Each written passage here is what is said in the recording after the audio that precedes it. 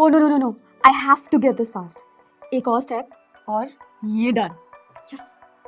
आप लोगों को लग रहा होगा मैं कोई रेसिंग गेम खेल रही थी, बट एक्चुअली मैं एक इन्वेस्टमेंट कर रही थी. वो क्या है ना, आज मार्केट ओपन होते ही मुझे एक बहुत अच्छी अपॉर्चुनिटी दिखी and after doing my own research I thought मुझे उस अपॉर्चुनिटी में इन्वेस्ट करना चाहिए. मेरे पास फंड्स कम थे और मैं उतने ही कैपिटल में अपना इन्वेस्टमेंट सीमित रखने वाली थी.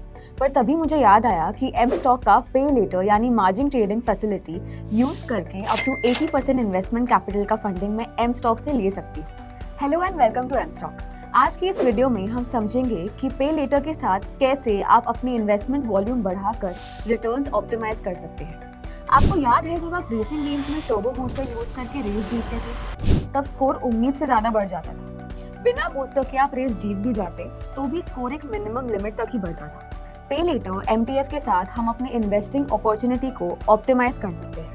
हम यहाँ 3 कस्टमर्स की ट्रेडिंग एक्सपीरियंसेस को देख के पे लेटर के फायदे को समझने की कोशिश करेंगे. कस्टमर्स ए और बी ने डिसाइड किया कि वो XYZ के स्टॉक्स में इन्वेस्ट करेंगे जिसका पर शेयर प्राइस इज ₹300. दोनों के पास अवेलेबल कैपिटल इज ₹60,000. इस हिसाब से दोनों कस्टमर्स की स्टॉक्स परचेसिंग कैपेसिटी है ₹60,000.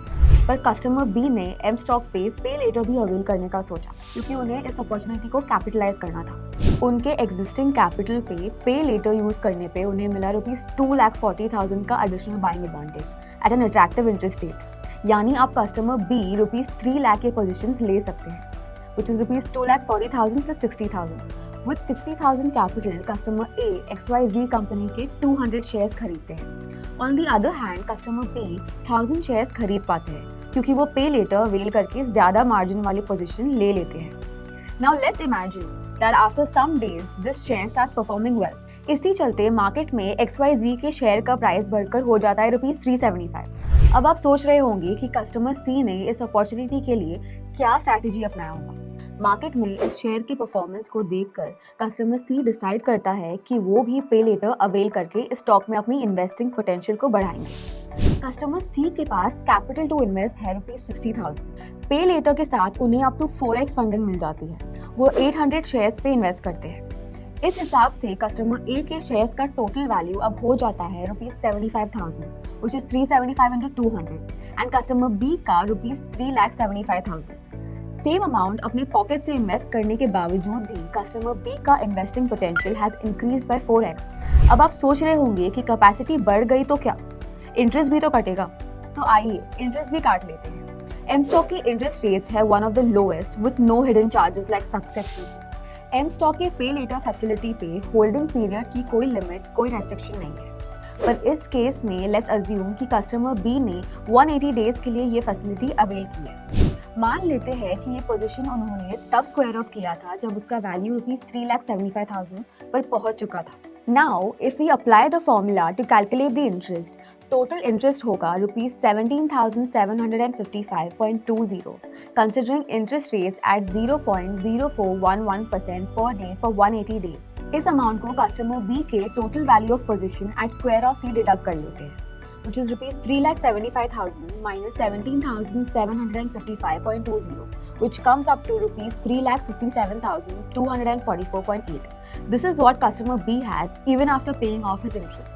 इसके बाद हम ब्रोकरेज पर एग्जीक्यूटेड MTF ऑर्डर भी डिडक्ट कर लेते हैं जो इस केस में ₹10 है क्योंकि आपने बाय और सेल दोनों ऑर्डर्स एग्जीक्यूट किए हैं. अब आप सोच रहे होंगे कि अभी तो बस इंटरेस्ट एंड ब्रोकरेज फी कटा है, कस्टमर बी को ₹2,40,000 का प्रिंसिपल रिटर्न भी तो करना होगा. तो लीजिए कर देते हैं.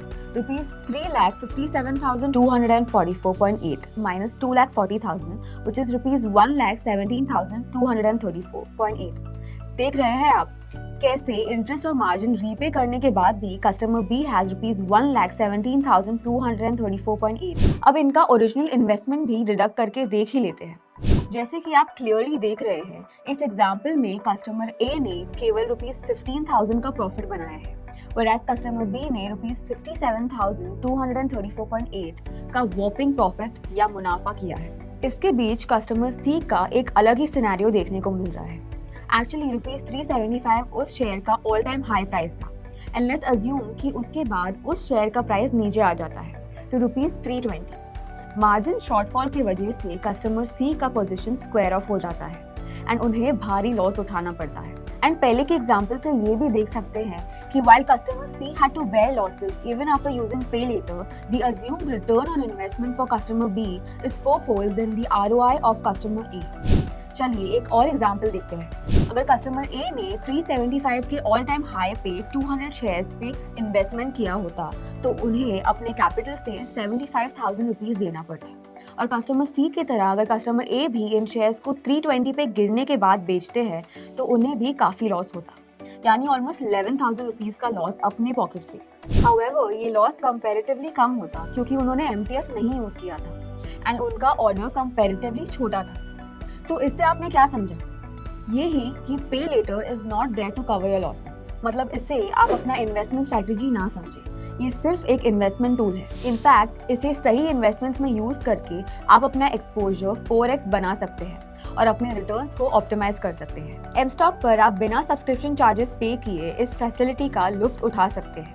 और जब रोकने टोकने के लिए कोई होल्डिंग पीरियड है ही नहीं तो देर किस बात की है? तो बस इन्वेस्टमेंट्स का अनलिमिटेड पोटेंशियल। आज ही पे लेटर MTF यूज करके अपनी पॉसिबिलिटीज को उड़ान दे। अगर आपको ये वीडियो पसंद आई हो तो लाइक, शेयर और हमारे YouTube चैनल को सब्सक्राइब जरूर कीजिए। Investments in securities markets are subject to market risks. Read all the related documents carefully before investing.